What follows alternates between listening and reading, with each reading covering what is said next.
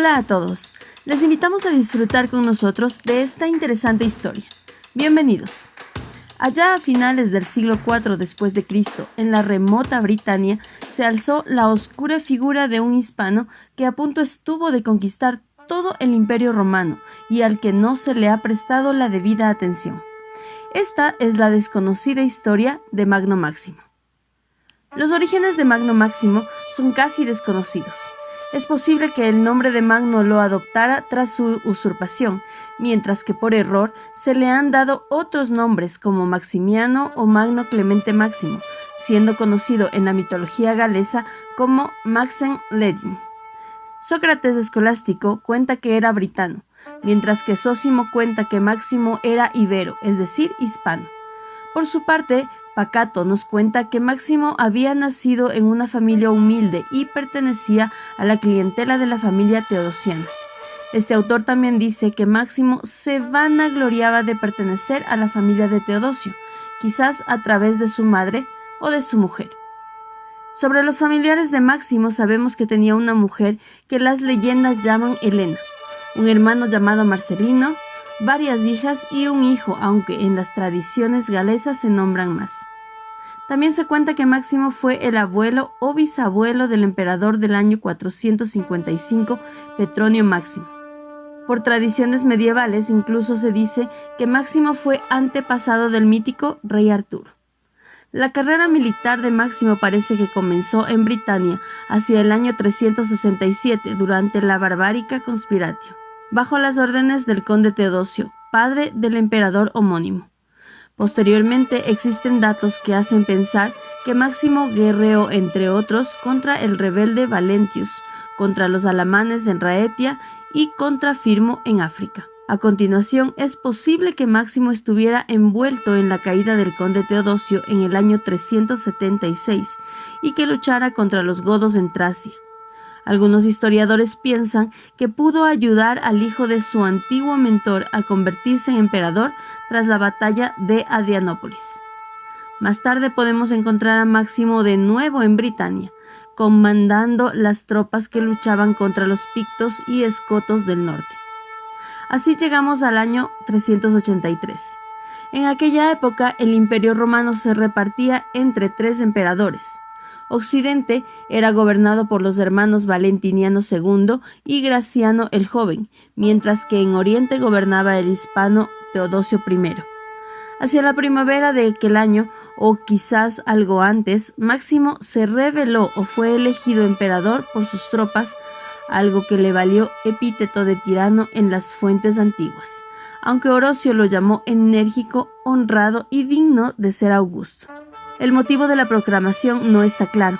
Quizás fue por el resentimiento de Máximo contra Teodosio, quizás por el malestar de las tropas acantonadas en Britania, o tal vez la rebelión se debió a motivos nacionalistas o religiosos. Otros autores, por su parte, han señalado un posible complot entre Máximo y Teodosio para gobernar el imperio juntos y sustituir a la dinastía valentiniana. A continuación, el usurpador Máximo cruzó el Canal de la Mancha y desembarcó al norte de la Galia, donde se le unieron las legiones de Germania. Graciano se decidió a plantarle cara y ambos ejércitos se encontraron cerca de la moderna París, donde las escaramuzas se sucedieron durante varios días hasta que Graciano, abandonado por sus tropas, tuvo que huir. Máximo envió tras él a uno de sus generales, Andragacio, el cual consiguió alcanzar y matar a Graciano cerca del actual Lyon en verano. Pronto Máximo, como señalan las fuentes escritas, la numismática y la epigrafía, se hizo con toda la prefectura de las Galias, que incluían las diócesis de Britania, la Galia, la Viennensis e Hispania. Mientras, según las fuentes, la muerte de Graciano había llenado de temor al joven Valentiniano, el cual gobernaba por entonces África, el Ilírico e Italia. La madre de este, Justina, entregó la defensa de Italia al franco Bauto, quien fortificó los pasos alpinos e instigó a los bárbaros a que atacaran a Máximo.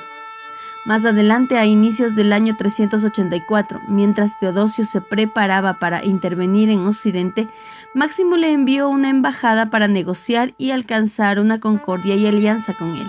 Teodosio le reconoció, le envió las insignias imperiales y llegó a acuñar monedas con su nombre en Constantinopla, mientras que secretamente, como señala Zósimo, seguía preparando la guerra contra él. También entabló Máximo negociaciones con Valentiniano, para lo cual envió una embajada a Italia, con la intención de tutelar al joven emperador. Tiempo después, Valentiniano envió a las Galias al obispo Ambrosio de Milán para negociar con Máximo. Finalmente, Valentiniano, quizás temeroso del ejército de britanos, galos y celtas con el que Máximo amenazaba a Italia, le reconoció como emperador, siendo designado cónsul por primera vez ese año. De este modo se llegó a la concordia entre los tres emperadores en base a un imperio tripartito, algo que quedó reflejado en inscripciones y monedas. Con su posición asegurada en Occidente e instalado en Trèveris, Máximo sustituyó la administración de Graciano por la suya. Primero nombró a su hijo Flavio Víctor, quizás César en un primer momento y luego Augusto. A esta designación se sumaron otros nombramientos, tanto civiles como militares, para las provincias que gobernaba. También comenzó Máximo a acuñar monedas en las secas de Britania y de las Galias y a hacer una reorganización provincial. Así, es posible que Máximo creara, rebautizara o cambiara de rango 3 provincias, una en Britania, otra en la Galia y otra en Hispania, donde algunos piensan que creó la nueva provincia Máxima. En sus territorios, Máximo, recientemente bautizado, desarrolló más por un cálculo político que por fe una feroz persecución religiosa basada en defender la ortodoxia cristiana contra la herejía priscilianista. En 2 sínodos, celebrados a instancias de Máximo, el hispano Prisciliano y sus seguidores fueron condenados apenas que iban desde el exilio a la muerte, así como a la confiscación de sus bienes. Pero ahí no quedó la persecución, pues hay noticias de que se extendió hacia las provincias hispanas. A raíz de su despiadada persecución, es posible que Máximo fuera excomulgado. Además, los historiadores antiguos le dedicaron los calificativos de ladrón, avaro, cruel y feroz. Durante su gobierno, Máximo también tuvo que enfrentarse a la amenaza bárbara. Así podemos mencionar una campaña contra los sajones. Igualmente, hay noticias sobre enfrentamientos con germanos y francos, y también es posible que tuviera que regresar a Britania para luchar contra los pictos y los escotos, por lo que se ganó el título de Britannicus Maximus. Hacia el verano del año 387, Máximo decidió romper el statu quo y mediante engaños penetró en Italia y la ocupó, provocando que Valentiniano tuviera que huir a Oriente. Al mismo tiempo, Máximo debió de hacerse con el resto de territorios de Valentiniano, el Ilírico y África, consumando así su dominio sobre todo el Imperio Romano de Occidente. El control de Máximo sobre Italia queda reflejado en numerosas inscripciones, sobre todo miliarias, usadas para su propaganda. El dominio de Máximo sobre Italia también queda de manifiesto por la acuñación de monedas con su nombre y con el de su hijo en las secas de Milán, Roma y Aquilea. En Italia, según se cree, contó con el apoyo de la comunidad pagana y judía, aunque se encontró con la oposición del obispo Ambrosio. En África, es posible que Máximo consiguiera el apoyo del comes Gildón, y su dominio queda de manifiesto por varias inscripciones. En el año 388, Máximo celebró sus quinquenalia, es decir, su 5º aniversario como emperador, al mismo tiempo que ocupó su 2º consulado. En ese año, instado por la madre de Valentiniano, Teodosio se había propuesto acabar con Máximo. Según Zósimo, Teodosio debió combatir en Macedonia contra los godos que Máximo había sobornado para rebelarse. Tras esto, hacia el verano, la flota teodosiana hizo algunos movimientos en el mar que quizás se puedan relacionar con una victoria naval cerca de Sicilia, mientras las fuerzas terrestres de Teodosio avanzaban por los Balcanes hacia el norte. A su vez, Máximo cruzó los Alpes Julianos y su general Andragacio patrullaba el mar para intentar capturar a Valentiniano y a su madre, que se dirigían hacia Roma. Al mismo tiempo, es posible que desde Egipto Teodosio enviara un ejército hacia los territorios africanos de Máximo. Asimismo, tal vez Hispania hubiera abandonado a Máximo, ya que era el lugar de origen de la familia de Teodosio y donde el emperador de Oriente tenía partidarios. Por fin, en la región de las actuales Croacia y Eslovenia se produjeron dos enfrentamientos, uno cerca de Sisia y otro en Poetovio, donde las fuerzas de Máximo fueron derrotadas. El usurpador entonces se refugió en Aquilea, donde, ante el avance teodosiano y las deserciones en sus filas, pensó retirarse a sus territorios de Britania, África o Hispania.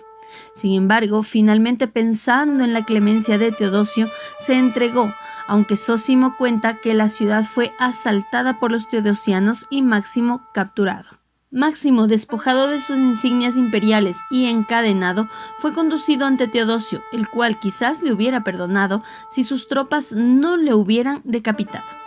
Posteriormente, su cabeza sería exhibida, tal vez en Cartago. A continuación, Andragacio, conocedor de lo sucedido, se quitó la vida. Tiempo después, Flavio Víctor sería asesinado en las Galias por el general teodosiano Arbogastes. Por último, Teodosio y Valentiniano celebraron un gran triunfo en Roma y se erigieron monumentos para conmemorar el hecho, incluido un obelisco en Constantinopla. Asimismo, también se instauró una festividad para conmemorar la victoria sobre Máximo y se condenó al usurpador a la damnatio memoriae. Así acabó la historia de Magno Máximo y comenzó su leyenda. Si te gustó el video, dale like, suscríbete, comparte y comenta con tu opinión o cualquier sugerencia.